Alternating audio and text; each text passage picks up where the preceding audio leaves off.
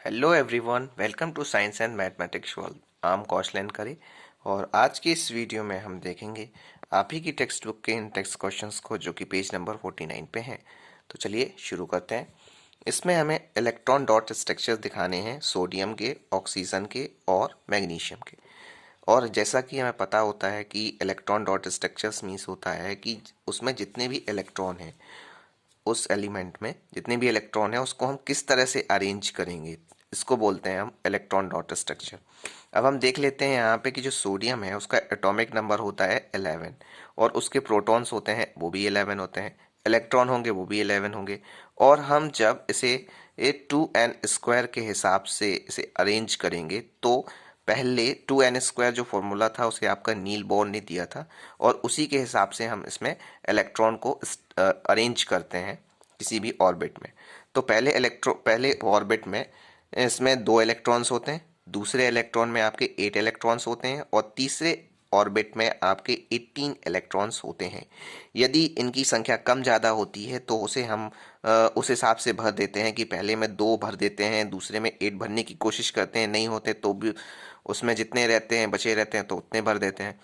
इस हिसाब से हम करते हैं और इसमें भी हम इसी जो एग्जाम्पल्स दिए हैं आपके सोडियम के, ऑक्सीजन के और मैग्नीशियम के, इसमें भी हम इसी हिसाब से भरेंगे। तो देख लेते हैं इसका इलेक्ट्रॉन डॉट स्ट्रक्चर कैसा होता है। सोडियम जिसका जो एटॉमिक कन्फिग्रेशन जो हमने लिखा था वो किस तरह से होता है, इलेक्ट्रॉनिक कन्फिग्रेशन 2, 8 एंड 1। ठीक है, सबसे पहले उसमें रखेंगे 2 इलेक्ट्रॉन्स, तो ये 2 हो गए। फिर दूसरे ऑर्बिट में रखेंगे आपके 8 इलेक्ट्रॉन्स, तो इसमें 8 इलेक्ट्रॉन्स हमने अरेंज कर दिए। और फिर जो लास्ट इलेक्ट्रॉन बचता है तो वो हमारा थर्ड ऑर्बिट में चला जाएगा, तो जी हमारा थर्ड हो गया।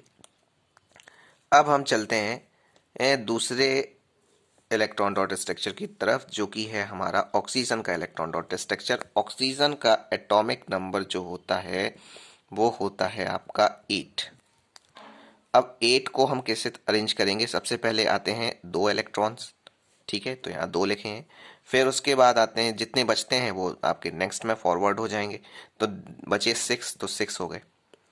ठीक है, तो अब इसका इलेक्ट्रॉन स्ट्रक्चर बहुत ही सिंपल रहता है। 2 इलेक्ट्रॉन यहाँ रख दो आप और 6 इलेक्ट्रॉन जो बाकी बचे वो हमने अपने नेक्स्ट में फॉरवर्ड कर दिए, तो इस तरह से हो गया और इसका इलेक्ट्रॉन डॉट स्ट्रक्चर बन गया। और इसमें हम देख सकते हैं कि यहाँ ऑक्सीजन एटम लिखा है और ऑक्सीजन का एटॉमिक नंबर तो 8 है। ठीक है, और इसका जो इलेक्ट्रॉन डॉट स्ट्रक्चर इस तरह से, और यहाँ पे 2 और 6 इसकी इलेक्ट्रॉनिक कन्फिग्रेशन हो गई। अब हम देखते हैं कि मैग्नीशियम के लिए हम किस तरह से एटॉमिक उसका स्ट्रक्चर निकालते हैं। तो मैग्नीशियम का स्ट्रक्चर निकालने के लिए, इलेक्ट्रॉन डॉट स्ट्रक्चर निकालने के लिए हम देखते हैं कि यहाँ पर मैग्नीशियम जो होती है इसका एटॉमिक नंबर जो होता है वो होता है 12। ठीक है, एटॉमिक नंबर 12 होता है। तो जब 12 इसका एटॉमिक नंबर होता है तो इसे हम किस तरह से अरेंज करेंगे, सबसे पहले में आएंगे 2, फिर दूसरे में आते हैं 8। अब जितने बचे वो आपके नेक्स्ट में पहुंच जाएंगे, तो अब 2 ही बचे तो 2 इसमें पहुंचा दिए। और इसको हमने इस तरह से अरेंज कर लिया कि पहले में 2 लगा दिए, फिर उसमें दूसरे में 8 लगा दिए। ठीक है, तो 10 हो गए और फिर जो बचे तो वो हमारे नेक्स्ट में फॉरवर्ड हो गए। तो इस तरह से ये हमारा कंप्लीट हो गया। अब इसके साथ साथ इस क्वेश्चंस में कुछ और भी क्वेश्चंस दिए थे, सेकंड और थर्ड, उन्हें भी हम देख लेते हैं जल्दी से। उस क्वेश्चंस में लिखा हुआ था हमारा कि show the formation of Na2O and MgO by transfer of electrons. इसमें हमें ये बताना था कि भाई हम किस तरह से Na2O और MgO को इलेक्ट्रॉन ट्रांसफर मेथड से समझाएंगे। ये जो क्वेश्चंस हैं भैया बहुत ज़्यादा इम्पोर्टेंट हैं आपके, और इसको पूछ लिया जाता है आपकी जो भी एग्ज़ाम होने वाले हैं उसमें आपके आ सकते हैं इस टाइप के क्वेश्चंस। तो उसमें बच्चे हमेशा कंफ्यूज हो जाते हैं और हमेशा गलत करके आते हैं, इसीलिए आप यहाँ पे देख लीजिए जिससे आपको अच्छे से समझ में आ जाए। यहाँ पे लिखना है कि फॉर्मेशन ऑफ Na2O, और एनसीईआरटी से डायरेक्ट ही क्वेश्चन पूछ लिए जाते हैं, इसलिए ये इंपॉर्टेंट हो जाता है क्वेश्चन। तो formation of Na2O by transfer of electron, तो किस तरह से होगा कि Na जिसमें भी लास्ट ऑर्बिट में एक ही इलेक्ट्रॉन है, इसीलिए एक एक जे हो गया। और ऑक्सीजन जिसमें लास्ट ऑर्बिट में, यहाँ पे हमने पिछले इसमें दिखा है, आपको दिखाया था कि ये देख लीजिए, इसमें लास्ट ऑर्बिट सोडियम है, सोडियम का जो है लास्ट ऑर्बिट में यहाँ पे एक इलेक्ट्रॉन बचता है, और ऑक्सीजन ऑक्सीजन में लास्ट ऑर्बिट में यहाँ आप देख सकते हैं कि 6 इलेक्ट्रॉन्स है। तो इस तरह से जब है तो हमें Na2 है तो Na का Na लिख लिया और एक एक इलेक्ट्रॉन ऐसे लगा लिया, और यहाँ पे कितने हैं 6 हैं, तो 6 में यहाँ पे 2 2 4 2 6। अब ऑक्सीजन को अपना ऑक्टेट कंप्लीट करने के लिए 8 इलेक्ट्रॉन चाहिए, तो इसने ये इसका एक इलेक्ट्रॉन इसका ले लिया, इसका एक इलेक्ट्रॉन इसका ले लिया और अपना ऑक्टेट कंप्लीट कर लिया। ठीक है, और बन गया हमारा NaO, sodium Na2O, sodium oxide. ठीक है, क्योंकि इसने दो इलेक्ट्रॉन लिए हैं इसके सोडियम के, इसीलिए Na2O रहेगा इसमें।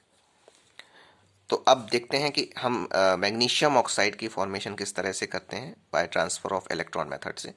कि मैग्नीशियम, जिसमें हमने पिछले भी देखा है कि भाई यहाँ देख लीजिए आप, मैग्नीशियम इसमें हमने देखा था कि यहाँ पे लास्ट ऑर्बिट में 2 इलेक्ट्रॉन्स होते हैं।